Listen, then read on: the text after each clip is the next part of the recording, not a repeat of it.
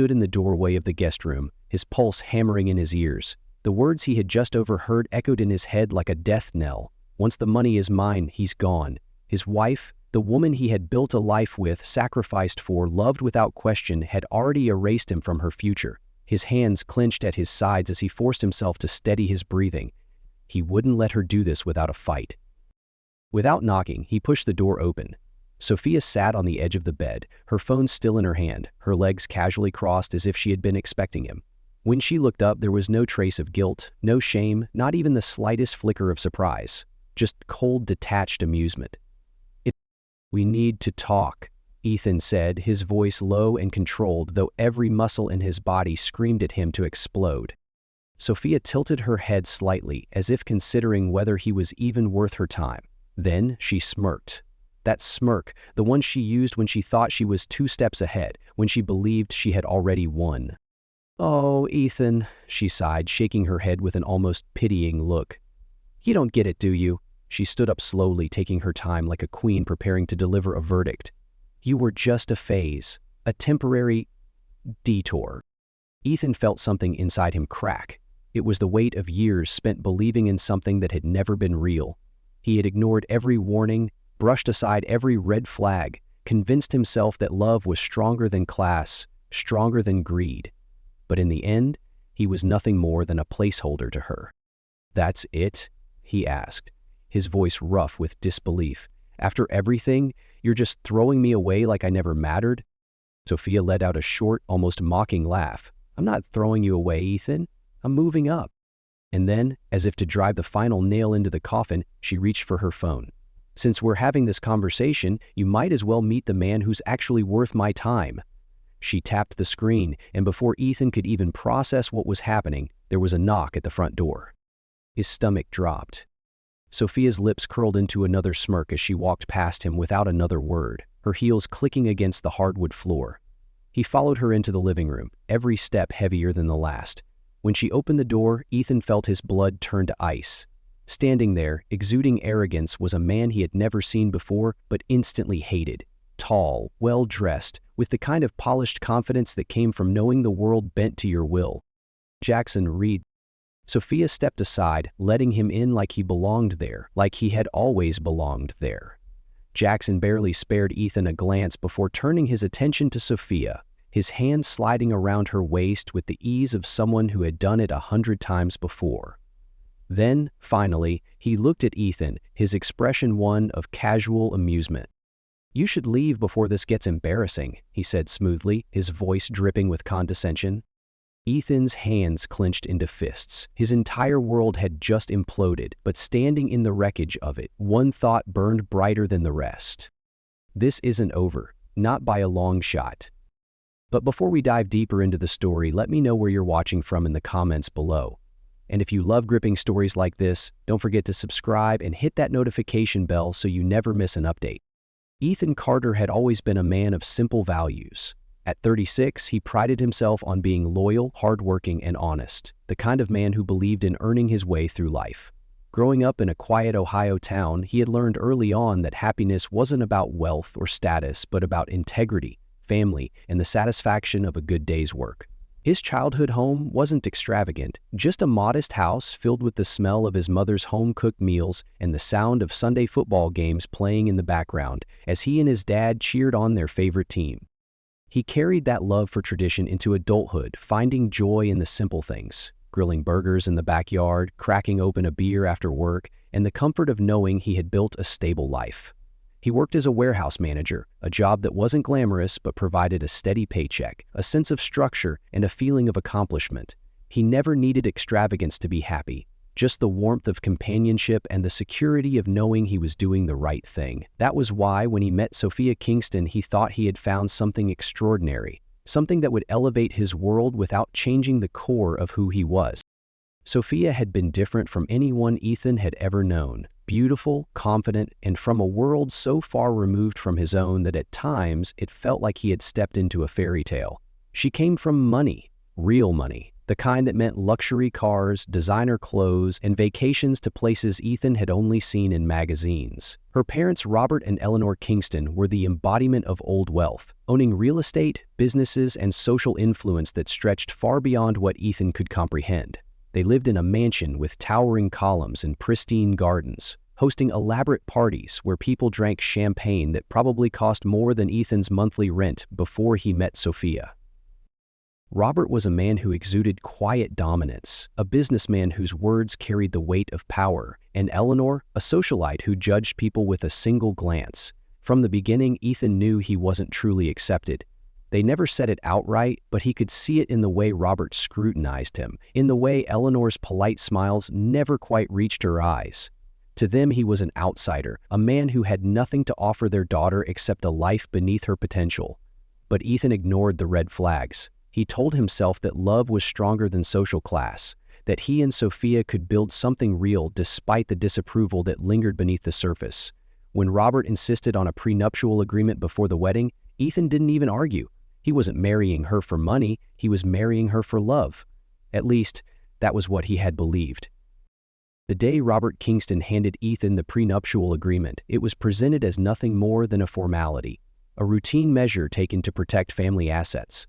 Sitting across from his soon-to-be father-in-law in the grand study of the Kingston estate, Ethan felt the weight of Robert's stares as a thick legal document was slid across the polished mahogany desk. The room smelled of aged whiskey and expensive leather, and for a brief moment, Ethan wondered if he had somehow stepped into a high-stakes negotiation rather than a conversation about marriage.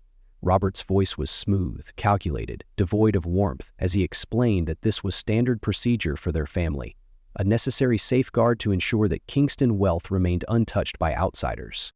Ethan glanced at Sophia, hoping for some reassurance, but she merely stood off to the side, arms crossed, her expression unreadable. He had expected her to intervene, to at least offer some protest, but she remained silent, letting her father dictate the terms of their future. Ethan swallowed the lump in his throat, telling himself that none of this mattered. He wasn't marrying Sophia for money. He had never once cared about her family's wealth or the privileges that came with it. What they were building was based on love, not bank accounts. Without hesitation, he picked up the pen and signed. The terms were clear. Any inherited wealth, family businesses, or assets under the Kingston name were off limits. If the marriage ended, Ethan would walk away with nothing beyond what he had personally contributed. But buried beneath the financial restrictions was one clause that seemed almost insignificant at the time. One that Robert himself had likely overlooked in his meticulous efforts to protect his empire. Any financial windfall acquired during the course of the marriage, whether through investments, business ventures, or other means, would be considered joint marital property. Ethan barely registered this detail, his focus solely on Sophia, the woman he was willing to build a life with regardless of what her parents thought.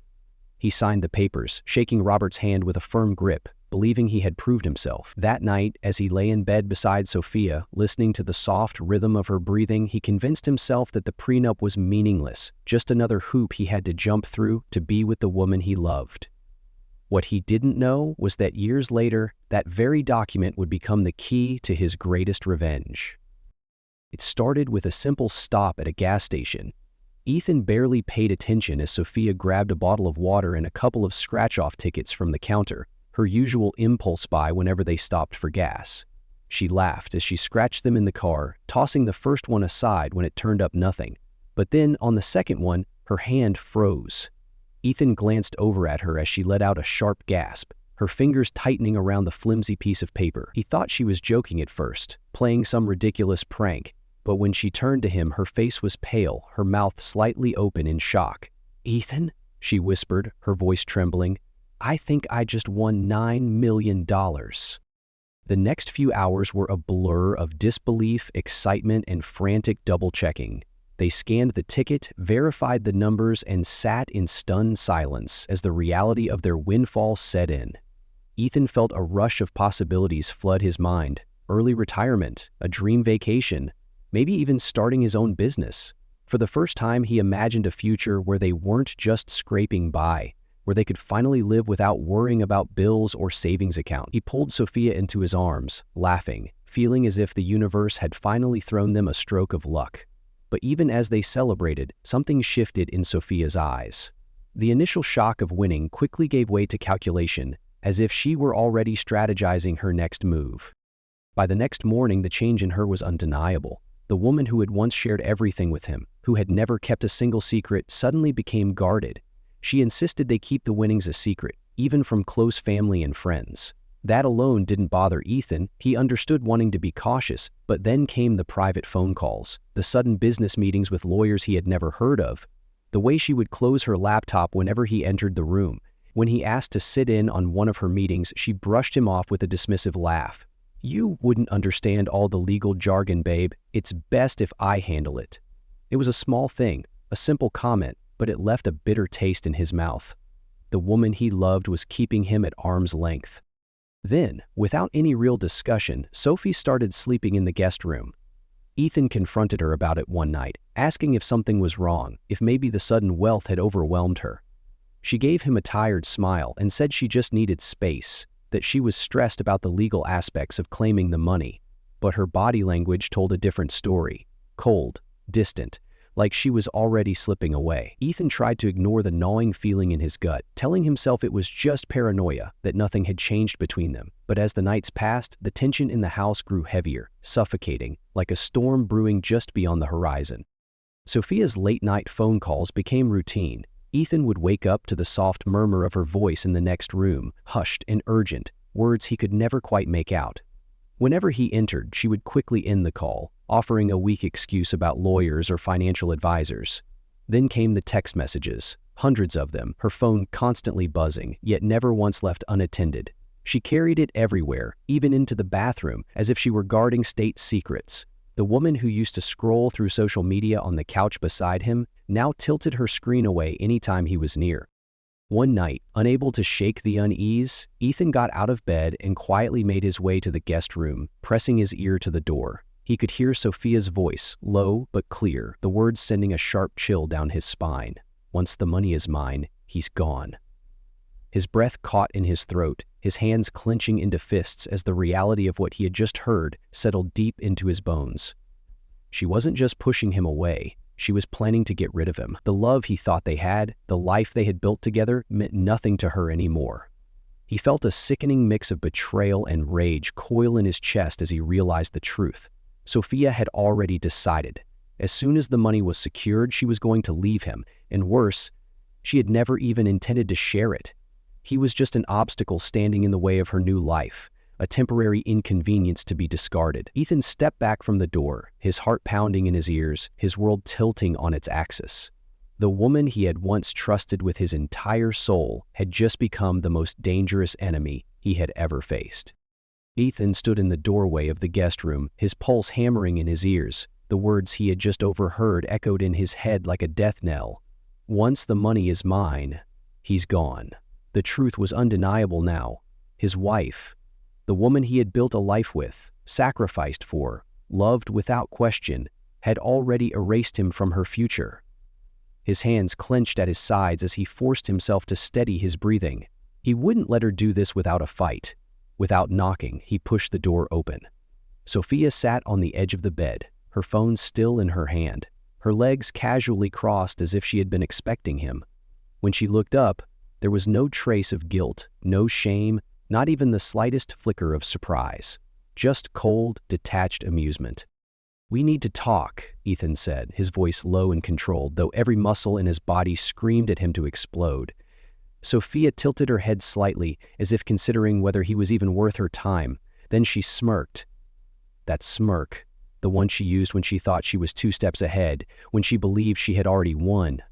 "Oh, Ethan," she sighed, shaking her head with an almost pitying look. "You don't get it, do you?" She stood up slowly, taking her time, like a queen preparing to deliver a verdict. "You were just a phase, a temporary detour." She gestured vaguely, as if struggling to find the right words to describe whatever insignificant role he had played in her life. "We had a good run, but let's be real. We were never meant to last." Ethan felt something inside him crack, something deeper than just anger. It was the weight of years spent believing in something that had never been real. He had ignored every warning, brushed aside every red flag, convinced himself that love was stronger than class, stronger than greed. But in the end, he was nothing more than a placeholder to her, a convenient stepping stone on her path to something bigger. "That's it?" he asked, his voice rough with disbelief. "After everything? You're just throwing me away like I never mattered?" Sophia let out a short, almost mocking laugh. "Not throwing you away, Ethan. I'm moving up." She took a step closer, lowering her voice like she was sharing some grand revelation. "You really thought you could keep up with me forever? Look at you, a warehouse manager." She practically spat the words like they were an insult. "I've outgrown this life. And I've outgrown you." Ethan stared at her, trying to reconcile the woman in front of him with the one he had once loved. But there was nothing left of her, nothing but greed, calculation, and the cruel satisfaction of watching him crumble. And then, as if to drive the final nail into the coffin, she reached for her phone. "Since we're having this conversation, you might as well meet the man who's actually worth my time." She tapped the screen, and before Ethan could even process what was happening, there was a knock at the front door. His stomach dropped.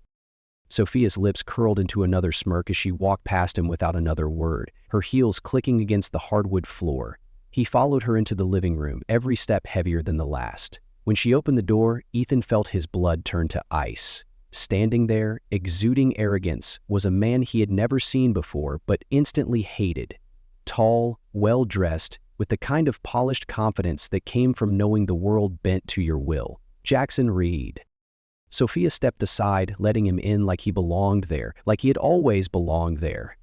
Jackson barely spared Ethan a glance before turning his attention to Sophia, his hand sliding around her waist with the ease of someone who had done it 100 times before. Then, finally, he looked at Ethan, his expression one of casual amusement. "You should leave before this gets embarrassing," he said smoothly, his voice dripping with condescension. Ethan's hands clenched into fists. His entire world had just imploded, but standing in the wreckage of it, one thought burned brighter than the rest. This wasn't over, not by a long shot.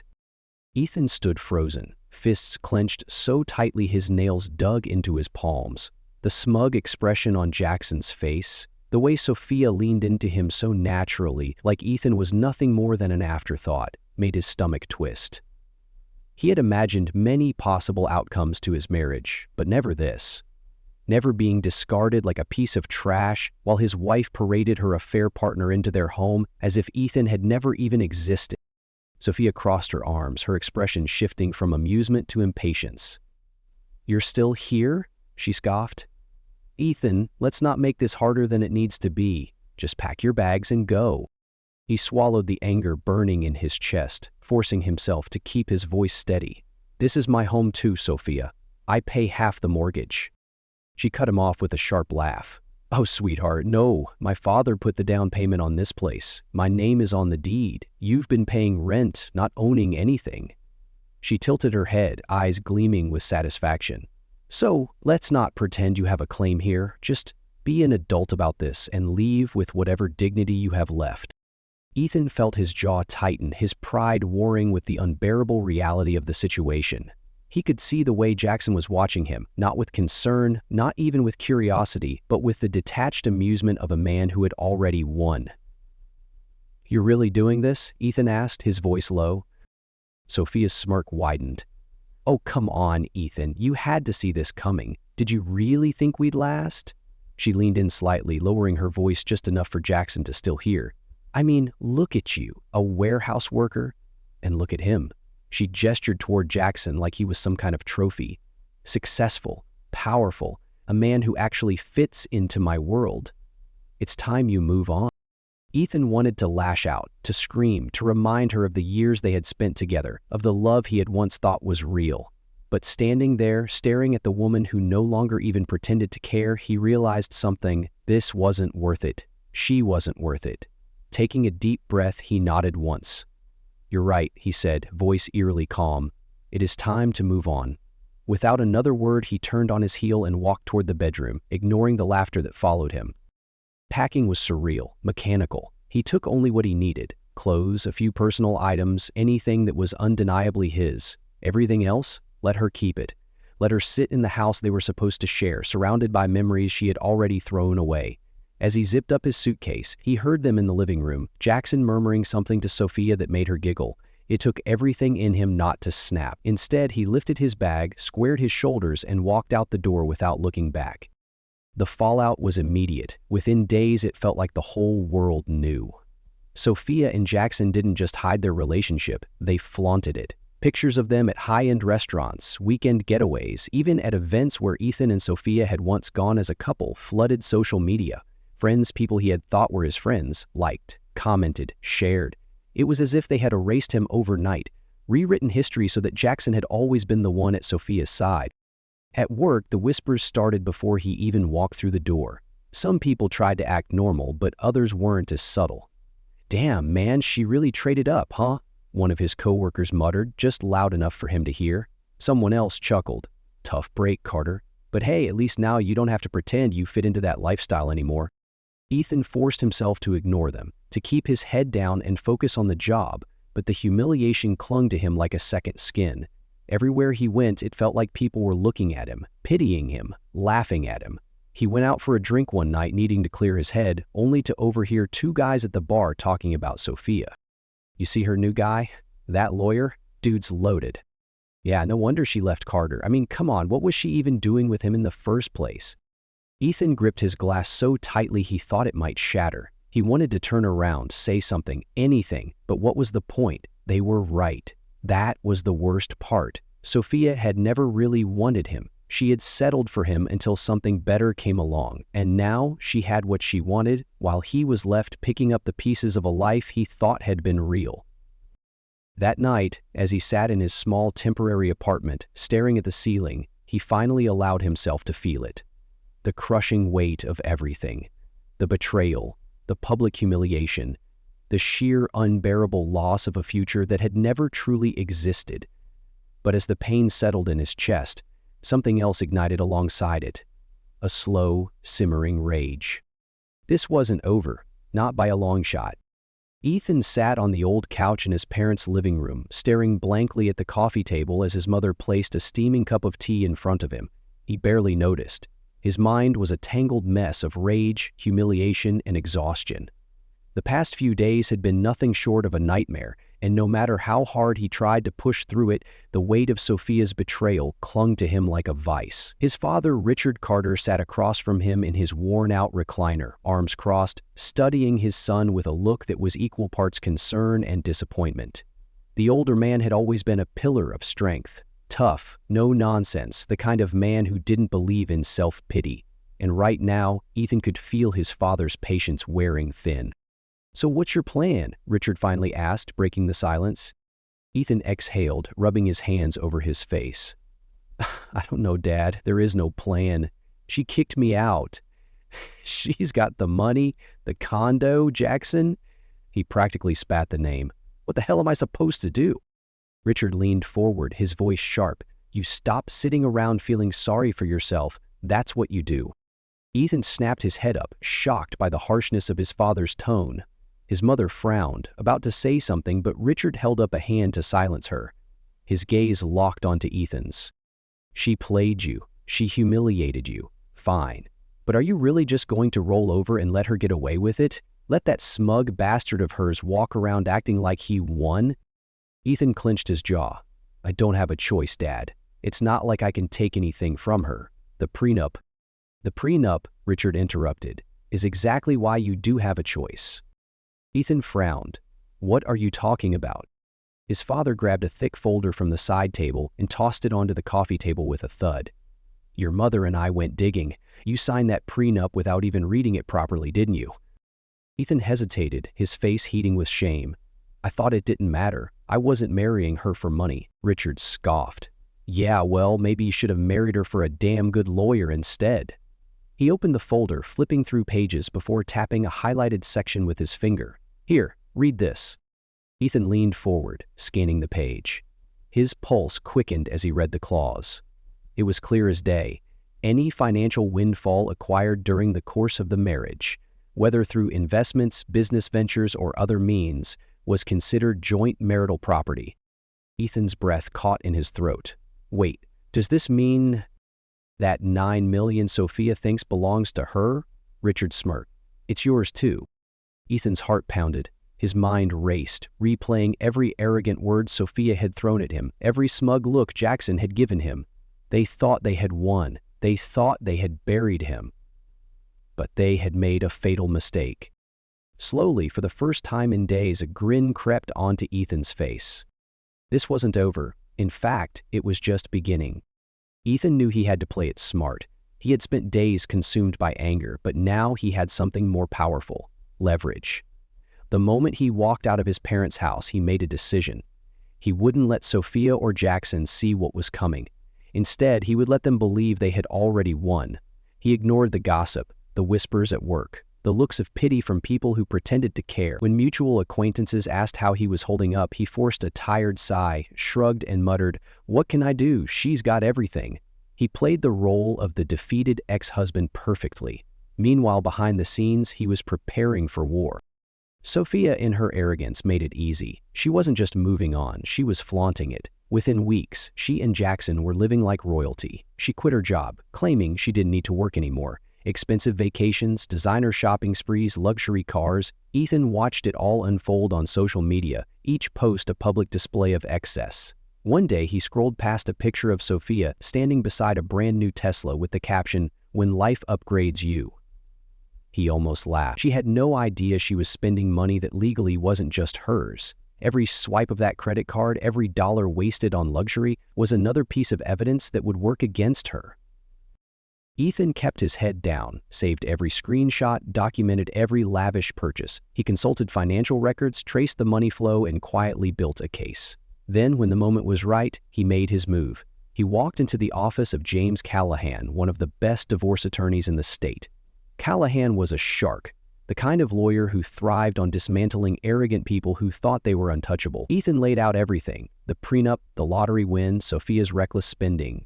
Callahan's eyes gleamed with interest as he flipped through the documents. "They really thought they could cut you out completely," he muttered, shaking his head. Then he smirked. "Oh, this is going to be fun." Sophia's world shattered the moment she was served with legal papers. At first she thought it was a joke. Then she read the claim. Ethan was suing for his share of the lottery winnings. Half, $4.5 million. The amount hit her like a freight train. She stormed into her parents' mansion, waving the legal documents in front of her father. "Fix this," she demanded. But for the first time in her life, Robert Kingston looked genuinely unsettled. He skimmed through the paperwork, jaw tightening. "How the hell did we miss this?" he muttered. His wife, Eleanor, sat stiffly on the couch, her fingers gripping the armrests so tightly her knuckles turned white. "We need to make this go away," she said through clenched teeth. Sophia called Ethan that night, fury dripping from every word. "You really think you're getting my money?" she hissed. Ethan chuckled. "Funny. Last I checked, it's our money." For the first time since this all began, the power had shifted. Sophia had spent weeks basking in her supposed victory. Now, she was about to find out exactly what it felt like to lose. The courtroom was packed. Sophia sat at the plaintiff's table, dressed in a sharp designer suit, her makeup flawless, her nails freshly manicured, every detail of her appearance carefully curated to exude confidence. But Ethan saw through it. He could see the tension in her shoulders, the way she clenched her jaw ever so slightly, the barely perceptible twitch in her fingers as she fidgeted with the edge of a legal pad. She was nervous. She should be. Across from her, Ethan sat calm, composed, his attorney, James Callahan, flipping through a thick stack of documents with the ease of a man who had already won. Robert Kingston sat beside Sophia, stone-faced, his presence more of a power move than anything else, as if his reputation alone could influence the judge's decision. Eleanor sat in the row behind them, arms crossed, her glare burning into Ethan like a dagger. Jackson was nowhere to be seen. The moment the legal battle started, he had distanced himself from Sophia, a rat abandoning a sinking ship. The judge, a stern woman in her 50s with sharp eyes and no patience for theatrics, called the court to order. Sophia's lawyer, a man who clearly thought his reputation alone would intimidate Ethan, stood up first. "Your Honor, the lottery winnings were acquired using Ms. Kingston's personal funds and as such should remain her sole property." Callahan leaned back, looking bored. "Personal funds?" he repeated, raising an eyebrow. "Interesting claim. considering we have bank statements showing the ticket was purchased with a credit card linked to their joint account." He flipped a page, holding up the evidence. "Additionally, per the prenuptial agreement drafted by the Kingston family's own legal team, any financial windfall acquired during the marriage is to be considered joint marital property unless explicitly stated otherwise. There is no such exemption for lottery winnings." The judge turned to Sophia's lawyer. "Is this accurate?" The man hesitated. "Your Honor, the intent of the prenup was to protect Miss Kingston's pre-existing wealth." "Intent is irrelevant," Callahan cut in smoothly. "What matters is the language in the contract, which was written by their legal team and signed by both parties." He slid a copy of the prenup across the table toward the judge, highlighting the key section. "It clearly states that any financial windfall during the course of the marriage, including but not limited to investments, business profits, and game show or lottery winnings, shall be considered joint marital property." Sophia's face drained of color. Her father stiffened beside her, his hands clenching into fists. The judge read the clause aloud, her voice even and firm. "Counselor, this language is quite clear. Are you disputing the validity of your own client's contract?" Sophia's lawyer stammered, flipping through papers as if he could somehow rewrite the terms in real time. "Your Honor, if I may, there is precedent for cases where intent was considered." The judge held up a hand, cutting him off. "I don't deal in intent, counselor. I deal in facts. And the fact is, your client's prenup explicitly states that this lottery win falls under joint assets." She turned to Sophia, who sat frozen, her mouth slightly open, her carefully crafted mask of confidence beginning to crack. "Miss Kingston, did you sign this agreement voluntarily?" Sophia swallowed hard. "Yes, Your Honor," she said, her voice barely above a whisper. "Then I see no reason to dispute its validity," the judge declared, leaning back in her chair. She looked at Ethan. "Mr. Carter, you are seeking an equitable division of the lottery winnings?" Ethan nodded. "Yes, Your Honor." Sophia's lawyer cleared his throat. "If I may, Your Honor, we'd be open to a settlement that is fair to both parties." His voice had lost its edge, now laced with barely concealed desperation. Callahan smirked. "Oh, we're quite confident the court's ruling will be fair, counselor." The judge exhaled, tapping her gavel lightly against the bench. "In accordance with the terms outlined in the prenuptial agreement, I rule that the lottery winnings are to be classified as joint marital property. Mr. Carter is entitled to a 50% share of the total sum." Sophia flinched as if she had been slapped. Her grip tightened on the table, her breathing shallow. "No," she whispered under her breath, shaking her head.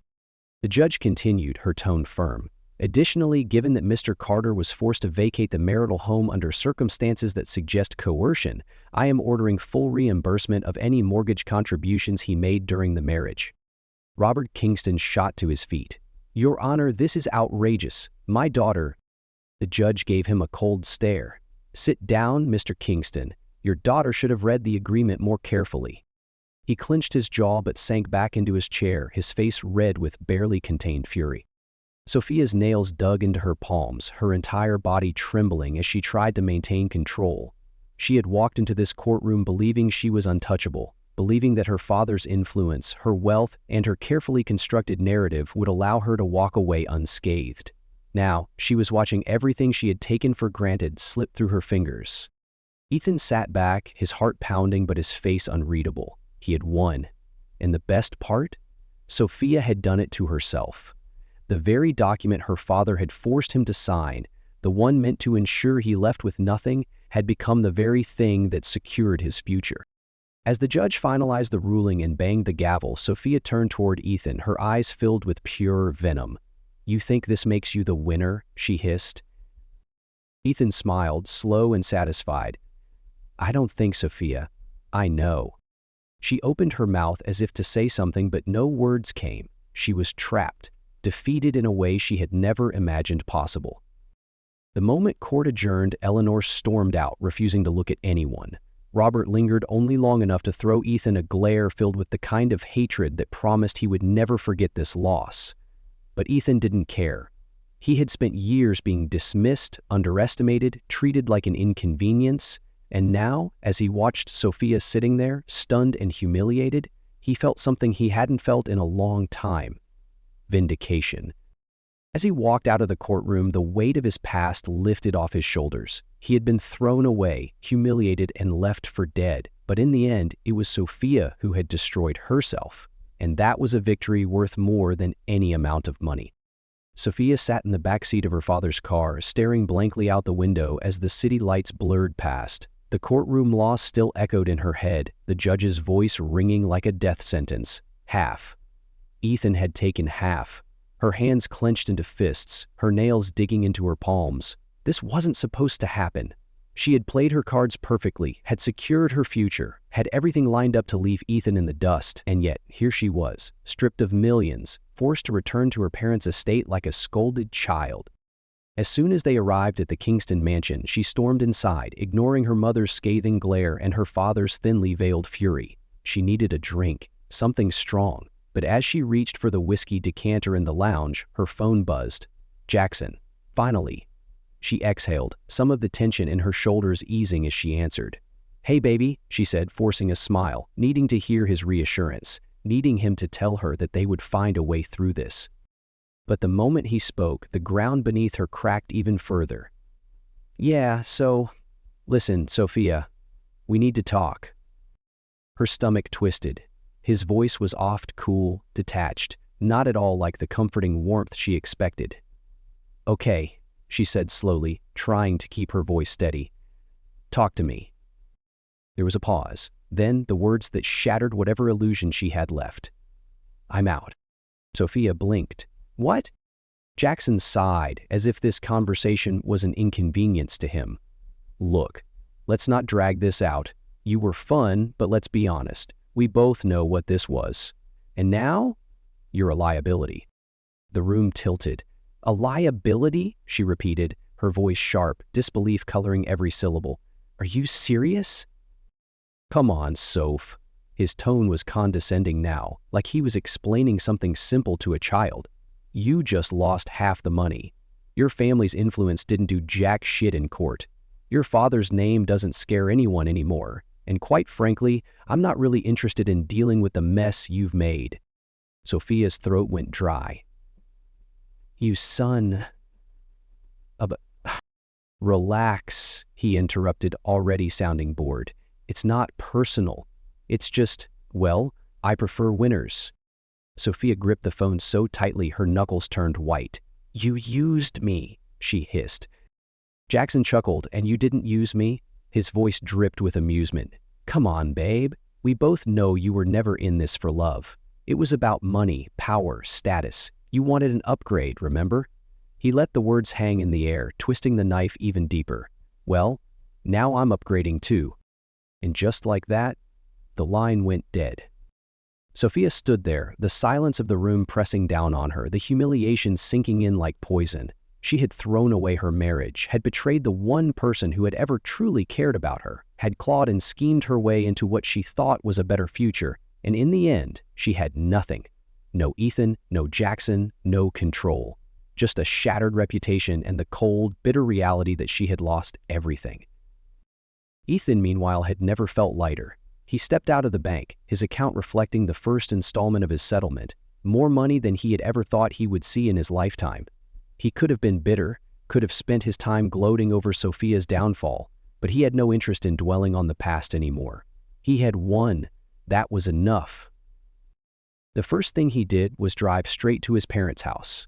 His father opened the door, raising an eyebrow at the sight of Ethan standing on the porch with a grin that hadn't been there in months. "Come on," Ethan said, clapping a hand on his dad's shoulder. "We're getting you a new truck." Richard chuckled but shook his head. "Son, we don't need—" "I know," Ethan interrupted, his voice warm. "But you've spent your whole life taking care of me. Let me take care of you now." His mother teared up, shaking her head as she hugged him tightly.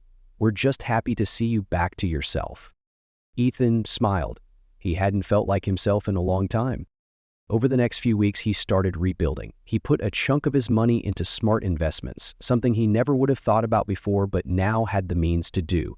He finally took that vacation he had always dreamed of, standing on a beach, feeling the sand between his toes, knowing that he had earned this peace.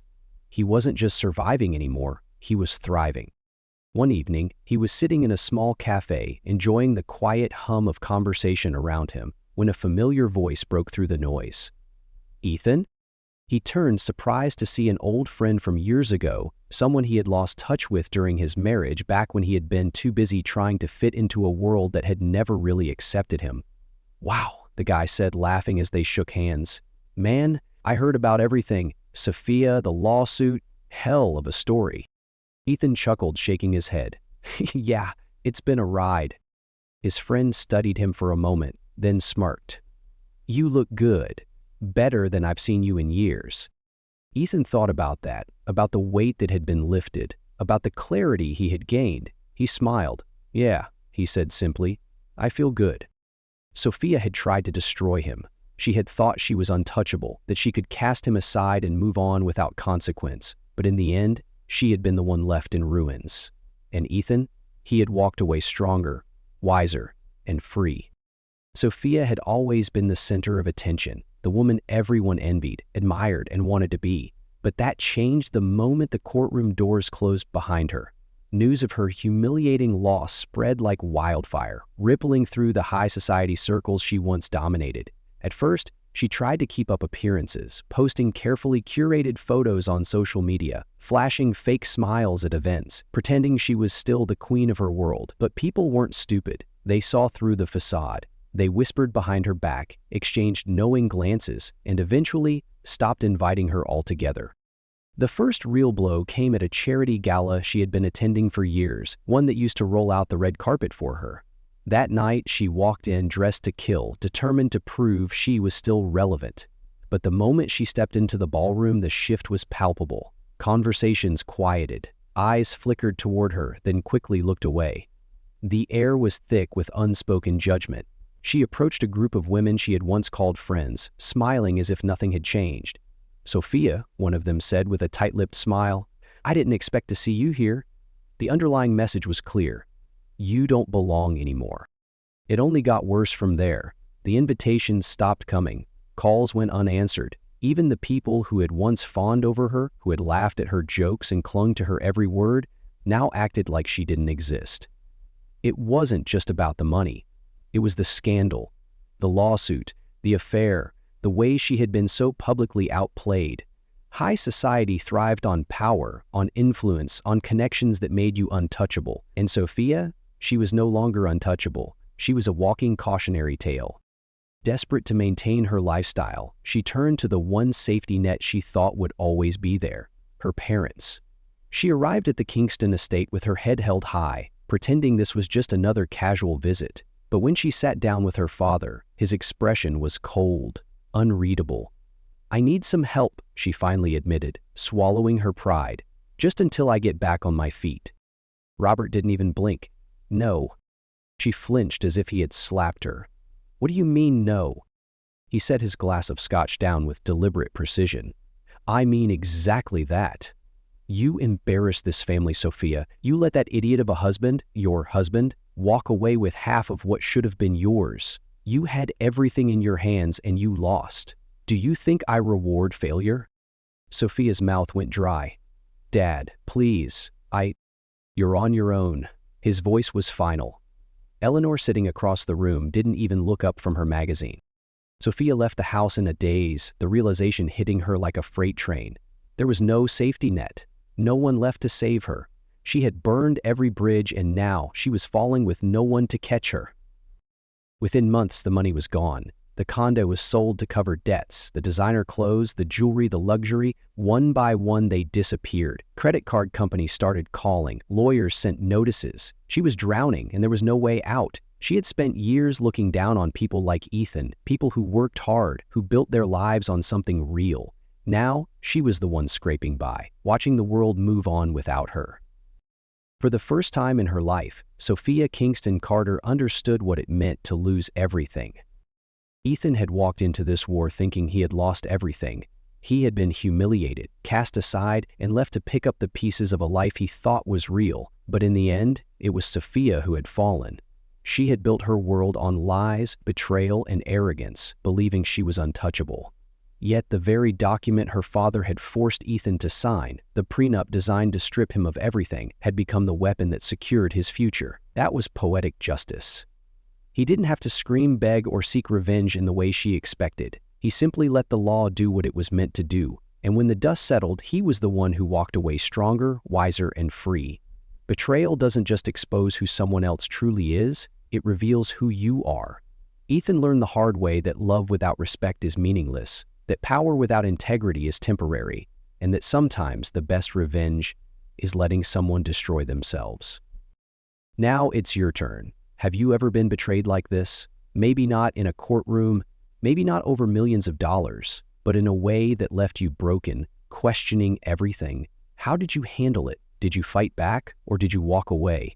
Drop your story in the comments. I want to hear how you rose from the ashes, because at the end of the day, we all face betrayals. What matters is how we respond. Sometimes the trap people set for you becomes their downfall. Stay smart, stay strong, and always read the fine print.